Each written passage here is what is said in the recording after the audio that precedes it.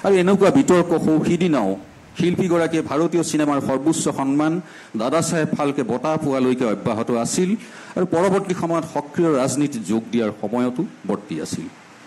পিছে বৰ প্ৰেৰণাদায়ক কথা এই যে ভূপেন হাজৰিকাৰ গীত ৰচনাৰ শৈলী আৰু বিষয়বস্তুৰ গভীৰতা দেখি স্বয়ং বিষ্ণু ৰাভাই তেওঁৰ নিজৰ প্ৰথমখন গীতৰ সংকলন মুক্তি দেউলত ভূপেন হাজৰিকাৰ গীত কেইটামান অন্তৰ্ভুক্ত কৰি দিছিল। এইটো কম ডাঙৰ প্ৰেৰণা নহয় ভূপেন হাজৰিকা নামৰ সেই বয়সৰ এজন ল'ৰাৰ কাৰণে।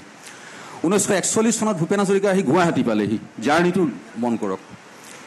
যেতিয়া আৰম্ভ হৈ গৈছে দ্বিতীয় বিশ্বযুদ্ধ, দেউতাকে কৈছে তোক মাহে 60 টকাকৈ দিব পাৰিম, তই কলিকতা বা পাটনালৈ যাগৈ এই অশান্তি জৰ্জৰ ইয়াত থাকাতকে।